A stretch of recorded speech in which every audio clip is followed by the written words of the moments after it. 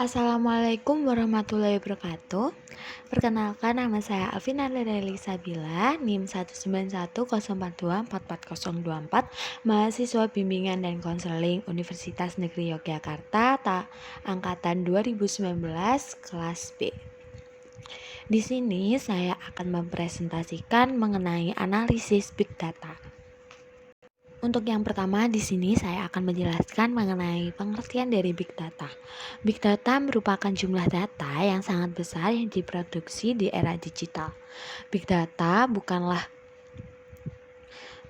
sebuah teknologi, teknik, maupun inisiatif yang berdiri sendiri.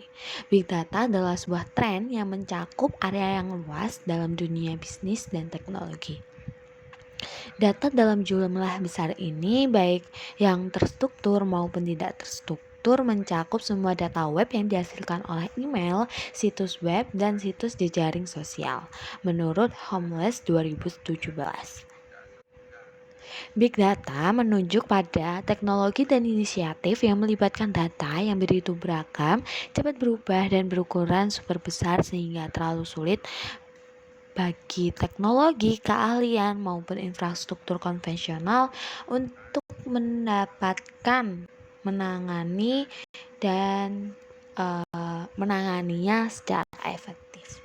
Dengan kata lain, di sini terdapat karakteristik Big Data seperti volume, velocity atau kecepatan, dan variety keragaman yang terkadang terlalu ekstrim untuk dikelola dengan teknik konvensional. Kemudian hal inilah menjadi karakteristik dari Big Data tersendiri. Karena Big Data tersebut melibatkan proses pembuatan data, penyimpanan, penggalian informasi, dan analisis yang menonjol dalam ketiga karakteristik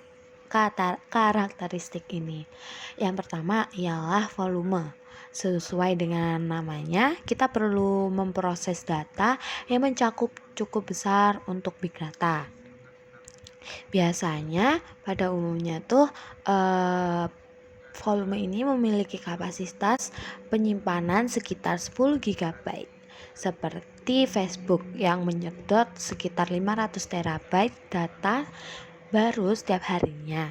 Dan ada sebuah pesawat yang 737 menghasilkan sekitar 240 terabyte data dalam penerbangan saat melintasi Amerika. Makin menjamurnya penggunaan ponsel pintar ataupun smartphone, bertambahnya sensor-sensor yang disertakan pada perangkat harian, maka akan terus mengalir jutaan data-data baru yang terus terupdate, yang mencakup data-data yang berhubungan dengan lingkungan, lokasi, cuaca, video, bahkan data tentang suasana hati si pengguna ponsel tersebut. Yang selanjutnya ada velocity atau kecepatan. Nah, velocity itu kecepatan yang sangat cepat di mana data diterima dan mungkin akan langsung digunakan, seperti klik stream maupun ad impression, mencatat perilaku pengguna internet dalam jutaan event per detik. Algoritma jual beli saham dalam frekuensi tinggi dapat mencerminkan perubahan pasar dalam hitungan mikrosecond. Selanjutnya ada variety ataupun ragam. Di sini adalah adalah berbagai jenis data yang tersedia. Jenis data tradisional biasanya lebih terstruktur. Dengan semakin berkembangnya Big Data, ada juga yang belum terstruktur. Big Data tidak hanya mencakup data yang berupa angka-angka, data tanggal, dan rangkaian teks, tetapi juga meliputi data ruang atau yang biasa disebut dengan geospatial, data 3D, audio dan video, dan data-data teks yang terstruktur termasuk file-file log dan media sosial. Sebelum kita merujuk kepada tipe-tipe Big Data, kita harus ketahui dulu nih apa prinsip dasar dari Big Data. Yang pertama ada Big Data mengacu pada sejumlah besar data yang terus tumbuh secara eksponensial seiring dengan berjalannya waktu. Yang kedua, big data sangat banyak sehingga tidak dapat diproses atau dianalisis menggunakan teknik pemrosesan data konvensional. Yang ketiga, big data mining, data storage, data analysis, data sharing, dan data visualization. Yang keempat, ada data. Big data memiliki beberapa tipe data, sehingga terdapat alat dan teknik yang digunakan untuk memproses dengan analisis data tersebut. Setelah kita mengetahui lebih dalam mengenai prinsip dasar, nah di sini ada 3 tipe dari big data tersendiri. Yang pertama adalah struktur atau terstruktur. Yang dimaksud dalam terstruktur adalah data yang dapat diproses, disimpan, dan dapat diambil dalam format tetap. Seperti ini tuh mengacu pada informasi yang sangat terorganisir yang dapat dengan mudah disimpan dan diakses dari database yang algoritma mesin pencarinya itu sederhana, seperti tabel karyawan dalam database perusahaan akan terstruktur karena detail karyawan, posisi pekerjaan, gaji, dan lain-lain sehingga dapat ditampilkan secara terorganisir. Yang kedua ada unstruktur atau tidak terstruktur. Ini tuh mengacu pada data yang tidak memiliki bentuk atau struktur tertentu apapun, sehingga ini sangat sulit dan memakan waktu untuk memproses dan menganalisis data yang tidak terstruktur. Email adalah contoh data yang tidak terstruktur. Yang ketiga ada semi-struktur atau semi-terstruktur. Ini adalah jenis data yang ketiga dan berkaitan dengan data yang memuat kedua format seperti format unstructured dan struktur. Seperti mengacu pada data yang meskipun belum diklarifikasikan di bawah repository atau database, namun berisi informasi atau tag penting yang memisahkan elemen individu dalam data. Di sini saya akan menjelaskan mengenai manfaat dari big data tersendiri. Yang pertama, dengan memanfaatkan data dari platform medsos menggunakan analitik big data, bisnis di seluruh dunia dapat merampingkan strategi pemasaran digital untuk meningkatkan pengalaman konsumen secara keseluruhan. Nah, di sini big data memberikan wawasan tentang apa sih poin-poin kesulitan dari pelanggan dan kayak kesulitan tersebut akan dianalisis bagi perusahaan untuk meningkatkan produk dan layanan mereka.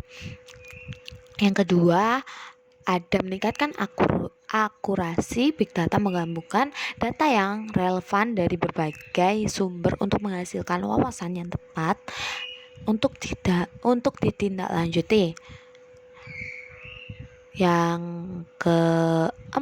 Yang ketiga, ada analitik big data yang dapat membantu perusahaan menghasilkan lebih banyak arahan penjualan yang secara alami akan berarti peningkatan pendapatan. Bisnis menggunakan alat analitik big data untuk memahami seberapa baik sih kinerja produk atau layanan mereka di pasar dan bagaimana pelanggan itu merespon dari perusahaan tersebut. Yang keempat, dengan adanya big data, perusahaan bisa selangkah lebih maju dengan pesaingnya, sehingga perusahaan dapat menyaring pasar untuk mengetahui jenis promosi dan penawaran apa yang disediakan oleh pesaing, dan dapat memberikan penawaran yang lebih baik untuk pelanggan. Jika kita lihat banyak sekali bidang yang telah menggunakan big data atau implementasi big data dalam berbagai bidang. Yang pertama ada kesehatan.